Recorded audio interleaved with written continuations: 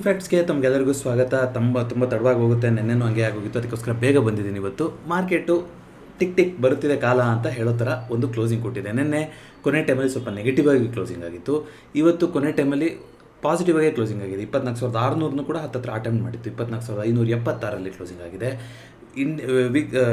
India Vicks ಇವತ್ತು 7% correction ಆಗಿದೆ.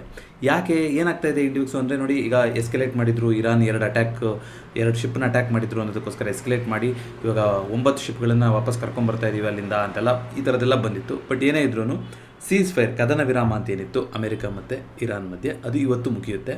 ಇವರು ಹೇಳ್ಕೊಂಡು ಬಂದಂಗೆ ಇನ್ನೂ ಕೂಡ ಅಳ್ತಾನೆ ಇರ್ತಾರೆ, ನೋಡೋಣ. ಯಾಕೆಂದರೆ ಅಮೆರಿಕಾಗೆ ಇನ್ನೂ ಹಾಗಂತ ನಾವು ತುಂಬ ಲೈಟಾಗಿ ತೊಗೊಂಡಂಗೂ ಇಲ್ಲ. ಏನಾದ್ರು ನ್ಯೂಕ್ಲಿಯರ್ ದಾಳಿ ಆ ಥರ ಏನಾದ್ರು ಮಾಡಿಬಿಡ್ತು ಅಂತಂದರೆ ಅದು ವರ್ಷ, ಯಾಕಂದರೆ ಹೇಳಕ್ಕೆ ಬರಲ್ಲ, ಇರೋರಲ್ಲಿ ಪ್ರಳಯಾಂತಕರಲ್ವ, ಏನು ಬೇಕಾದ್ರೂ ಮಾಡ್ಬೋದು. ಸೊ ಆ ಥರ ಒಂದು ಸಿಚುವೇಶನ್ ಇದೆ. ಬಟ್ ಅದು ಬಿಟ್ಟರೆ ಇನ್ನೇನೂ ಮಾಡೋ ಥರ ಸ್ಥಿತಿ ಅಮೆರಿಕದ ಕೈಲಿ ಇಲ್ಲ. ಇರಾನ್ ಇದರಲ್ಲಿ ಸ್ಟ್ರಾಟಜಿಕಲಿ ಒಳ್ಳೆ ಆ ಒಂದು ಸ್ಟ್ರೈಟ್ ಆಫ್ ಹಾರ್ಮೋನ್ಸ್ನ ಒಳ್ಳೆ ಹಿಡ್ತಾ ಇದೆ ಅವರಿಗಲ್ಲಿ. ಮತ್ತು ಮೋಸ್ಟ್ ಲೈಕ್ಲಿ ಅವರೇ ವಿನ್ ಆಗುವಂಥ ಎಲ್ಲ ಸಾಧ್ಯತೆಗಳು ಕಾಣಿಸ್ತಾ ಇದೆ ಈ ಯುದ್ಧದಲ್ಲಿ. ನೋಡೋಣ ಬೇರೆ ಏನಾದ್ರು ಬದಲಾವಣೆಗಳಾಗುತ್ತೆ ಏನು ಅಂತ. ಗೋಲ್ಡ್ ಸಿಲ್ವರ್ ನಿನ್ನೆಯಿಂದ, ಗೋಲ್ಡ್ ಅಂತೂ 4 ದಿನದಿಂದ ಫ್ಲ್ಯಾಟಾಗಿ ನಡೀತಾ ಇದೆ, ಅಲ್ಲೇ ನಡೀತಾ ಇದೆ, ಏನು ಅಂತ ಬಿಟ್ಕೊಡ್ತಾ ಇಲ್ಲ. ಸೊ ಸಿಲ್ವರು ಸ್ವಲ್ಪ ಮೇಲ್ಗಡೆ ಹೋಗಿತ್ತು ಲಾಸ್ಟ್ ಶುಕ್ರವಾರ ಇದೆಲ್ಲ ಬಂದಾಗ, ವಾಪಸ್ ಅದು ಕೂಡ ಅಲ್ಲೇ ಇದೆ. ಬಟ್ ಗೋಲ್ಡ್ ಅಂತೂ ತುಂಬ ಒಂದು ಫ್ಲ್ಯಾಟಾಗಿ ನಡೀತಾ ಇದೆ. ಇವತ್ತು ಇಂಡಿಯನ್ ಮಾರ್ಕೆಟು ಕೂಡ ಫ್ಲ್ಯಾಟ್ 24,500 ಮೇಲ್ಗಡೆ ಟಿಕ್ ಆದಮೇಲಿಂದ ಒಂದು 50-60 ಪಾಯಿಂಟಲ್ಲೇ ಉಳಿದಿತ್ತು ಇಡೀ ದಿನ ಅಲ್ವಾ.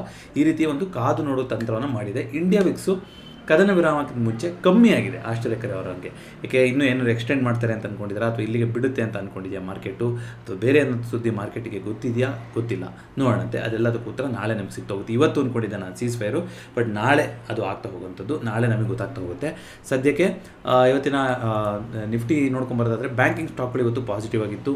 ಐ ಥಿಂಕ್ ನೆಸ್ಲೆನಲ್ಲಿ ರಿಸಲ್ಟ್ಸ್ ಬಂದಿದೆ, ಒಳ್ಳೆ ರಿಸಲ್ಟ್ಸ್ ಬಂದಿದೆ. ಅವ್ರದ್ದು CO ಆ ಥರ ಇಶ್ಯೂ, ಸ್ಕ್ಯಾಂಡಲು ಆ ಥರದ್ದೆಲ್ಲ ಆಗಿತ್ತು, ಒಂದಿಷ್ಟೆಲ್ಲ ಕೇಸ್ ಆಗಿತ್ತಲ್ಲ ಅವ್ರದ್ದು, ಹರಾಸ್ಮೆಂಟ್ ಈ ಥರದ್ದೆಲ್ಲ, ಅದೆಲ್ಲ ಆದಮೇಲೆ ಇವಾಗ ಒಳ್ಳೆ ರಿಸಲ್ಟ್ಸ್ನ ಕೊಟ್ಟಿದೆ. After long time Nestle 7% up ಬಂದಿತ್ತು. ನಿಫ್ಟಿಗೆ ಇವತ್ತು ಕಾಂಟ್ರಿಬ್ಯೂಷನ್ನ ಚೆನ್ನಾಗಿ ಕೊಟ್ಟಿದೆ. ಅದು ಟ್ರೆಂಡು ನೆನ್ನೆ ಹೇಳ್ತೀನಿ ಇದ್ದಿದ್ದೆ ನೋಡ್ಬಿಟ್ಟು ಬೋನಸ್ ಇಶ್ಯೂ ಮಾಡ್ತೀವಿ ಅಂತ ಹೇಳಿದ್ದಾರೆ. ಅದು ನಾಳೆ ಡಿಸೈಡ್ ಆಗುತ್ತೆ, ಬೋರ್ಡ್ ಮೀಟಿಂಗ್ ನಾಳೆ ಇದೆ. ಯಾವ ಬೋನಸ್ ರೇಷಿಯೋ, ಯಾವತ್ತು ರೆಕಾರ್ಡ್ ಡೇಟು ಎಲ್ಲದೂ ಕೂಡ ನಾಳೆ ಗೊತ್ತಾಗ್ತಾ ಹೋಗುತ್ತೆ ಟ್ರೆಂಡಲ್ಲಿ. ಸದ್ಯಕ್ಕೆ ಬೋನಸ್ ಫಸ್ಟ್ ಟೈಮ್ ಇಶ್ಯೂ ಮಾಡ್ತಾ ಇರೋದು ಟ್ರೆಂಡ್ ಸ್ಟಾಕು, ಹಾಗಾಗಿ ಅದು ಪಾಸಿಟಿವ್ ಆಗಿ ಕ್ಲೋಸಿಂಗ್ ಆಗಿದೆ. ಹಿಂದೂಸ್ತಾನ್ ಯೂನಿಲಿವರ್ ಕೂಡ ಇವತ್ತು, FMCG ಗ್ರೂಪ್ ಕೂಡ ಪಾಸಿಟಿವ್ ಆಗಿತ್ತು, ಬ್ಯಾಂಕಿಂಗ್ ಕೂಡ ಪಾಸಿಟಿವ್ ಆಗಿತ್ತು. ಬಜಾಜ್ ಫೈನಾನ್ಸಿಗೆಲ್ಲ ಒಂದಿಷ್ಟು ದಿನ ಏನೇ ಅಂದರೂ ಜನ ಮನೇನ ನೋಡ್ತಾರೆ ಅಂತ ಬಜಾಜ್ ಹೌಸಿಂಗ್ ಫೈನಾನ್ಸಿಗೆಲ್ಲ ಒಂದಿಷ್ಟು ಪಾಸಿಟಿವ್ ಕೊಟ್ಟಿದ್ದಾರೆ. ಅದು ಬೇರೆನೇ ಬಿಡಿ, ನಿಫ್ಟಿ ನೆಕ್ಸ್ಟ್ 50 ಕಂಪನಿ, ಬಟ್ ಹೇಳಿದ್ದು ಬಜಾಜ್ ಗ್ರೂಪ್ ಇವತ್ತು ಪಾಸಿಟಿವ್ ಆಗಿತ್ತು. ಸೊ ಇವತ್ತು SBI ಲೈಫು 3.58% ಕರೆಕ್ಷನ್ ಬರೋದ್ರ ಮೂಲಕ ಇವತ್ತಿನ ಟಾಪ್ ಲೂಸರ್ ಆಗಿದೆ. ಅದೇ ರೀತಿಯಾಗಿ ನಿಫ್ಟಿ ನೆಕ್ಸ್ಟ್ 50ನಲ್ಲಿ ಅಂತ ನಾವು ನೋಡ್ತಾ ಬರೋದಾದರೆ ಟೊರೆಂಟ್ ಫಾರ್ಮಾ, ಕಮಿನ್ಸ್ ಇಂಡಿಯಾ 1.61% ಇವತ್ತು ಕರೆಕ್ಷನ್ ಬಂದಿದೆ. ಅದೇ ಇವತ್ತಿನ ಟಾಪ್ ಲೂಸರ್ ಆಗಿದೆ. FMCG ಗ್ರೂಪ್ ನೋಡಿ, ಇಲ್ಲೂ ಕೂಡ ಸೂಪರ್ ಆಗಿ ಪಾಸಿಟಿವ್ ಆಗಿತ್ತು.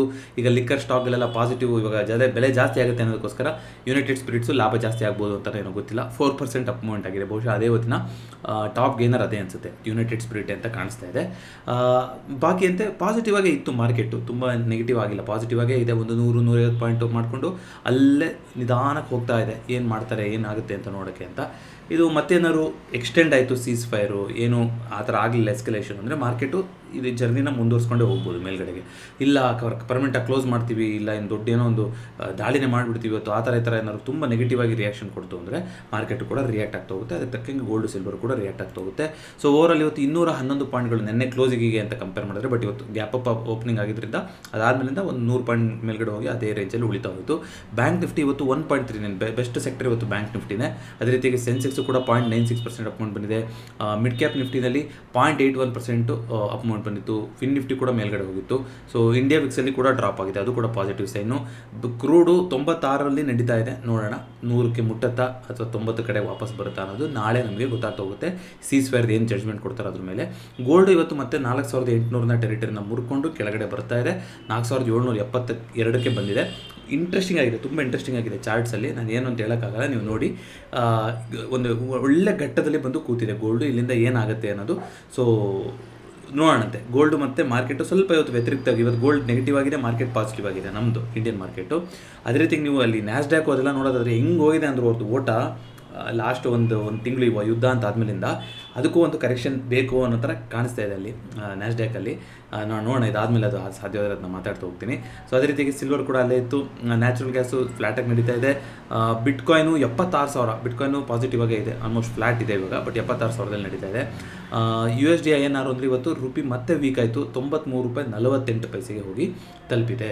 ಸೊ ಇದ್ರದ್ದು ಹೇಳ್ಬಿಡ್ತೀನಲ್ಲ, ಅದು ನೋಡೇ ಬಂದ್ಬೋಣ. ಯಾವುದು ನಮ್ಮ ನ್ಯಾಸ್ಡ್ಯಾಕ್ಸ್ ನೋಡ್ಕೊಂಬಂದ್ಬೋಣ. ನ್ಯಾಸ್ಡ್ಯಾಕ್ ನೋಡ್ಕೊಂಬರೋದಾದರೆ ನೀವು ನೋಡಿ ಇಲ್ಲಿ ಹೆಂಗೆ ಹೋಗಿದೆ ಅಂತ.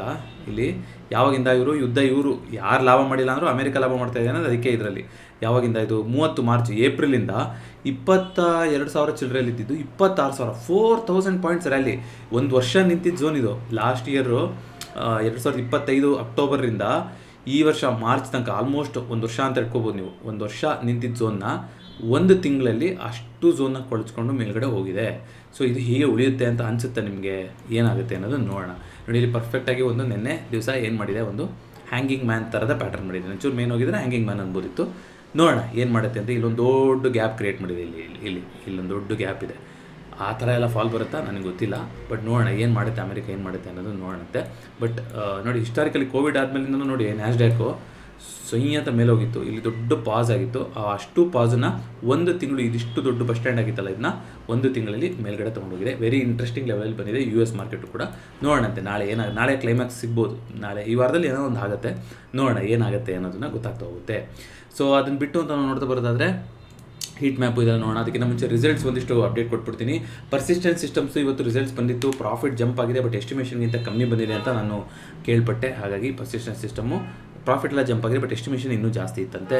ಆರೋಬಿಂದೋ ಫಾರ್ಮಾದಲ್ಲಿ ರೆಕಾರ್ಡ್ ಡೇಟ್ ಅನೌನ್ಸ್ ಮಾಡ್ತಾ ಇದ್ದಾರೆ. ಬೈಬ್ಯಾಕ್ ಇಶ್ಯೂ ಮಾಡ್ತಾ ಇದೆ ಅಂತ ಹೇಳ್ತಾ ಇದ್ದಾರೆ. 23ರಿಂದ 29 ತನಕ ಓಪನ್ ಆಗುತ್ತೆ. 1,475 ರೂಪಾಯಿ ಪರ್ ಶೇರಿಗೆ ಬೈಬ್ಯಾಕ್ನ ಅನೌನ್ಸ್ ಮಾಡ್ತಾ ಇದ್ದಾರೆ. 800 ಕೋಟಿಯಷ್ಟು ತೊಗೊತಾ ಇದ್ದಾರೆ.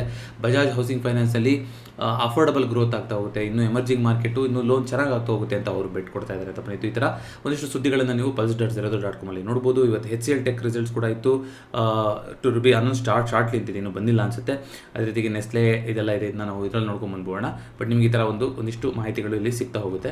pulse.zerodha.com ಅಲ್ಲಿ ಸ್ಟಾಕ್ ಸ್ಪೆಸಿಫಿಕ್ ಆಗಿ ನೀವೆಲ್ಲದನ್ನು ಕೂಡ ನೋಡ್ತಾ ಹೋಗ್ಬೋದು. ಸೊ ರಿಸಲ್ಟ್ ಕ್ಯಾಲೆಂಡರ್ಲಿ ಅಂತ ನೋಡೋದಾದ್ರೆ ಇವತ್ತು ಪರ್ಸಿಸ್ಟೆನ್ಸ್ ಸಿಸ್ಟಮ್ ಫ್ಲಾಟ್ ಆಗಿತ್ತು.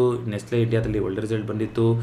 ಅದೇ ರೀತಿಗೆ ಸುಮಾರು ಒಂದಿಷ್ಟು ಸಿಯಾಂಟು, ಪವರಿಕಾ, ಯಾವುದೋ ಒಂದಿಷ್ಟು ಕಂಪ್ನಿಗಳದ್ದು ರಿಸಲ್ಟ್ಸ್ ಬಂದಿದೆ ನೋಡಿ ಇವತ್ತು. ಅದೇ ರೀತಿಯಾಗಿ 22 ಏಪ್ರಿಲ್ ನಾಳೆ SBI ಲೈಫ್ ನಾಳೆ ಅಲ್ವಾ, ನಾಳೆ ಅದಕ್ಕೆ ಇವತ್ತೇ ಕರೆಕ್ಷನ್ ಆಗಿಬಿಟ್ಟಿದೆ ಇದು ರಿಸಲ್ಟ್ಗಿಂತ ಮುಂಚೆನೇ. SBI ಲೈಫ್ದು ನಾಳೆ ರಿಸಲ್ಟು, ಟ್ರೆಂಟಿಂದು ನಾಳೆ ರಿಸಲ್ಟು, ಟೆಕ್ ಮಹೀಂದ್ರದ್ದು ನಾಳೆ ರಿಸಲ್ಟು, ಹ್ಯಾವಲ್ಸು, ಆರಕಲ್ಸ್ ಫೈನಾನ್ಷಿಯಲ್ ಸರ್ವಿಸಸ್ ಸಾಫ್ಟ್ವೇರ್ ಇತ್ತೀಚೆಗೆ ಲೇ ಆಫ್ ಎಲ್ಲ ಮಾಡಿದ್ರು ಆರಕಲ್ ಇಂಡಿಯಾದಲ್ಲಿ. ಟಾಟಾ ಕಮ್ಯುನಿಕೇಷನ್ಸು, L&T ನಾಳೆನೂ ಕೂಡ ಮಿಡ್ ಕ್ಯಾಪ್ ITಗಳು ಸುಮಾರು ಕಂಪ್ನಿಗಳದ್ದು ರಿಸಲ್ಟು ಬರೋದಿದೆ.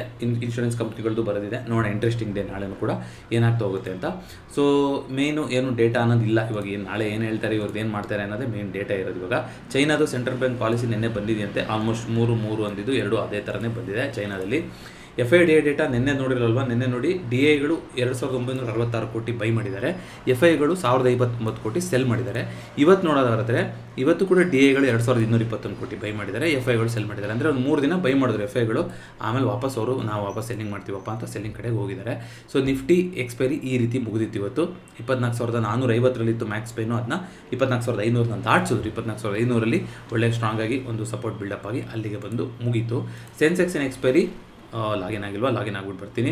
ಸೆನ್ಸೆಕ್ಸ್ ಎಕ್ಸ್ಪೈರಿ ಇನ್ನೂ 2 ದಿನ ಇದೆ, 23ನೇ ತಾರೀಕು ಇರುವಂಥದ್ದು. ಸೊ ಅವತ್ತಿಗೆ 79,000 ಮ್ಯಾಕ್ಸ್ ಪೈನ್ ಅಂತ ಕಾಣಿಸ್ತಾ ಇದೆ. ಸದ್ಯಕ್ಕೆ ದೊಡ್ಡದಾಗಿ 81,000 ರೆಸಿಸ್ಟೆನ್ಸ್ ಬಿಲ್ಡಪ್ ಆಗಿದೆ. ಮಧ್ಯದಲ್ಲಿ ಈಕ್ವಲ್ ಸ್ಟ್ರೆಂತೆ ಕಾಣಿಸ್ತಾ ಇದೆ. ನಾಳೆ ಇದು ಚೆನ್ನಾಗಿ ಆಚೆ ಈಚೆ ಆಗೋ ಸಾಧ್ಯತೆ ಇರುತ್ತೆ, ನೋಡೋಣಂತೆ. ಯಾಕೆಂದರೆ ನಾಳೆ ನಾವು ಅವ್ರ ಟೈಮಲ್ಲಿ ಅನೌನ್ಸ್ ಆಗಿ ನಮಗೆ ಸೆನ್ಸೆಕ್ಸ್ ಗುರುವಾರ ದಿನವೇ ನಮಗೆಲ್ಲ ಎಫೆಕ್ಟು ಕಾಣುವಂಥದ್ದು ಸೀಸ್ವರ್ದು ಏನಾಗುತ್ತೆ ಏನು ಕತೆ ಅಂತ ನೋಡೋಣಂತೆ. ಅದೇ ರೀತಿಯಾಗಿ ಇವತ್ತು ಹೀಟ್ ಮ್ಯಾಪ್ ನೋಡೋದಾದರೆ ಲಾರ್ಜ್ಲಿ ಒಂದು ಪಾಸಿಟಿವ್ ಆಗಿತ್ತು. 156 ಸ್ಟಾಕ್ಗಳು ಪಾಸಿಟಿವ್ ಆಗಿತ್ತು. ಬ್ಯಾಂಕ್ ನಿಫ್ಟಿ ಆಲ್ಮೋಸ್ಟ್ ಎಲ್ಲ ಸ್ಟಾಕ್ಗಳು ಪಾಸಿಟಿವ್ ಆಗಿತ್ತು. ನಿಫ್ಟಿನಲ್ಲೂ 40 ಸ್ಟಾಕ್ಗಳು ಪಾಸಿಟಿವ್ ಆಗಿದೆ. FMCG ಇವತ್ತಿನ top gainer, followed by private bank, real estate sector ಎಷ್ಟೋ 6 ವರ್ಷದಲ್ಲೇ ಏನೋ ಇದು ಒಂದು ಬೆಸ್ಟ್ ಕ್ವಾರ್ಟರ್ ಅಂತ ವಿಶ್ಲೇಷಣೆ ಬರ್ತಾ ಇದೆ. ಆ ಥರ ಆಗಿದೆ ರಿಯಲ್ ಎಸ್ಟೇಟ್ ಕತೆ. ಸೊ ನೋಡೋಣ. ಅದೇ ರೀತಿಗೆ ಫಾರ್ಮಾದಲ್ಲಿ 0.08% ಕರೆಕ್ಷನ್ ಬಂದಿರೋ ಮೂಲಕ ಅದು ಇವತ್ತಿನ ಟಾಪ್ ಯೂಸರ್. ಆಲ್ಮೋಸ್ಟ್ ಎಲ್ಲ ಸ್ಟಾಕ್ಗಳು, ಎಲ್ಲ ಸೆಕ್ಟರ್ಗಳು ಕೂಡ ಇವತ್ತು ಪಾಸಿಟಿವ್ ಆಗಿ ಕ್ಲೋಸಿಂಗ್ ಆಗಿದೆ. ನೋಡಿ, ನಿನ್ನೆ ದಿವಸ ಪ್ರೋ ಕ್ಲೈಂಟ್ ಇಬ್ಬರು ಕೂಡ ಬುಲಿಶ್ ಆಗಿದ್ದಾರೆ. ಹಾಗೆ ಮಾರ್ಕೆಟ್ ಇಬ್ಬರು ಯಾರೋ ಒಂದು ಟೀಮ್ ಆಗಬೇಕಷ್ಟೇ.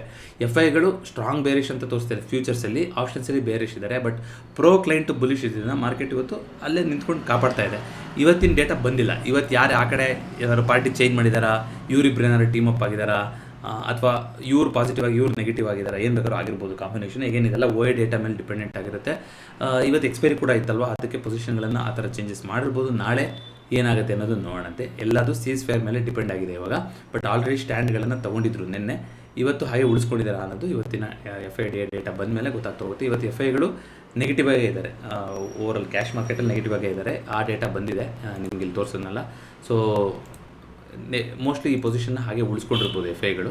ಬಟ್ ಪ್ರೋ ಏನು ಮಾಡಿದ್ದಾರೆ ಅನ್ನೋದು ಡಿಪೆಂಡ್. ಪ್ರೋ ಎಫ್ ಐಗಳ ಜೊತೆ ಸೇರ್ಕೊಂಡಿದ್ದಾರಾ ಎಕ್ಸ್ಪೈರಿ ಮುಗೀತು ಅಂತ, ಅಥವಾ ಪ್ರೋ ಇನ್ನೂ ಬುಲಿಶ್ ಆಗಿದ್ದರೆ ಕ್ಲೈಂಟ್ಗೆ ಕಾಪಾಡ್ತಾ ಇರ್ತಾರೆ. ನೋಡೋಣ, ಅದು ನಾಳೆ ಗೊತ್ತಾಗ್ತಾ ಹೋಗುತ್ತೆ. ಸೊ ದಯವಿಟ್ಟು ಪೊಸಿಷನ್ಗಳನ್ನು ಕಮ್ಮಿ ಇಟ್ಕೊಳ್ಳಿ. ನಿಮ್ಗೆ ಗೊತ್ತಾಗಿದೆ ಇದು ಆಲ್ರೆಡಿ 2-3 ಸಲ ಆಗೋಗ್ಬಿಟ್ಟಿದೆ. ಪಕ್ಕಾ ಮ್ಯಾನಿಪುಲೇಷನು. ಅವ್ರು ಏನು ಅನೌನ್ಸ್ ಮಾಡೋಕ್ಕೆ ಅಂತ ಬರ್ತಾರೋ ಅದೊಂದು 15 ನಿಮಿಷ ಮಾರ್ಕೆಟ್ನಲ್ಲಿ ಗೊತ್ತಾಗ್ತಾ ಹೋಗುತ್ತೆ. ಏನು ಮಾಡಬೇಕು ಅದನ್ನೆಲ್ಲ ಮಾಡ್ಕೊತಾರೆ, ಲಾಂಗ್ ಹೋಗಬೇಕು ಶಾರ್ಟ್ ಹೋಗಬೇಕು ಅಂತ. ಅದು ಒಂದು ರಿಪೋರ್ಟ್ ಕೂಡ ಬಂದಿತ್ತು, $800 ಬಿಲಿಯನ್ ವೈಟ್ ಹೌಸ್ ಇಂಟರ್ನಲ್ ಸುದ್ದಿಯಿಂದ ಆಗಿದೆ ಅಂತ. ಈ ಥರದ್ದೆಲ್ಲ ಸ್ಪೆಕ್ಯುಲೇಷನ್ಸ್ಗಳು ಬರ್ತಾಯಿದೆ. ಮತ್ತು ಎಲ್ಲ ಒಂಥರ ಪಾಲಿಟಿಕ್ಸ್ ಏನೋ ಒಂದು ಹತ್ತಿರ ಬಂತು ಅಂದಾಗ ಆಚೆ ಈಚೆ ಮಾಡೋದು. ಇವಾಗ ಅಲ್ಲಿ ಎಪ್ಸ್ಟೀನ್ ಫೈಲ್ಸ್ ಬಂತು ಅಂದಾಗ ವಾರ್ ಅಂತ ತಂದರು. ಅದೇ ರೀತಿಗೆ ಇಸ್ರೇಲಲ್ಲೂ ಕೂಡ ಅಲ್ಲಿ ಒಂದು ಇದಿತ್ತು, ಆವಾಗ ಅವರು ಇನ್ವಾಲ್ವ್ ಆದರು. ಇಲ್ಲೂ ಅಷ್ಟೇ, ಈಗ ಪಾಕಿಸ್ತಾನದಲ್ಲಿ ಏನಾದ್ರು ಪ್ರಾಬ್ಲಮ್ ಆಯಿತು ಅಂದರೆ ಇವರು ಇಂಡಿಯಾ ಜೊತೆ ಏನೋ ಕಿರಿಕ್ ಮಾಡೋಕ್ಕೆ ಬರ್ತಾರೆ. ಈ ಥರ ಒಂದು ಡಿವಿಯೇಷನ್ ತಂತ್ರ ಆಗಿ ವಾರನ್ನ ಕೆಲವೊಂದು ಕಂಟ್ರಿಗಳು ಪಾಲಿಸ್ಕೊಂಡ್ಬಂದಿದೆ. ಅದು ಅಮೇರಿಕಕ್ಕೂ ಏನು ಹೊಸದಲ್ಲ. ಸೊ ಇದೆಲ್ಲ ಒಂದು ಕಡೆ ಮುಗಿಬೇಕು, ಆದರೆ ಸದ್ಯಕ್ಕೆ ಮುಗಿಯೋ ಥರ ಕಾಣಿಸ್ತಾ ಇಲ್ಲ. ಪ್ರತಿಕ್ರಿಯೆಗಳು ಬರ್ತಾ ಇರೋದು ನೋಡೋದಾದರೆ. ಹಾಗಾಗಿ ಸೀಸ್ ಫೈರ್ನ ಇವರೇ ಹೇಳ್ಕೋಬೇಕಷ್ಟೇ. ಇಲ್ಲ ಅವ್ರು ತುಂಬ badly they want A deal from us, ಬೇಕೇ ಬೇಕು ಅಂತ ಕೂತಿದ್ದಾರೆ, ಹಾಗಾಗಿ ನಾನು ಇನ್ನೂ ಒಂದು ವಾರ ಎಕ್ಸ್ಟೆಂಡ್ ಮಾಡ್ತೀನಿ ಸೀಸ್ ಫೈರ್ನ ಅಂತ ಹೇಳಿದ್ರು ಕೂಡ ಆಶ್ಚರ್ಯ ಇಲ್ಲ. ಒಟ್ಟಿನಲ್ಲಿ ಇರಾನ್ ಅಂತೂ ಸ್ಟ್ರಾಟಜಿಕಲಿ ಒಂದು ಮೇಲುಗೈನ ಸಾಧಿಸಿದೆ ಈ ಯುದ್ಧದಲ್ಲಿ.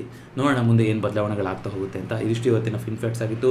ಈ ವಿಡಿಯೋ ಇಷ್ಟ ಆಗಿದ್ರೆ ದಯವಿಟ್ಟು ವಿಡಿಯೋನ ಲೈಕ್ ಮಾಡಿ ಹಾಗೂ ಚಾನಲ್ಗೆ ಸಬ್ಸ್ಕ್ರೈಬ್ ಮಾಡಿ. ಮತ್ತೊಂದು ವಿಡಿಯೋದೊಂದಿಗೆ ಭೇಟಿಯಾಗೋಣ. ಎಲ್ರಿಗೂ ನಮಸ್ಕಾರ.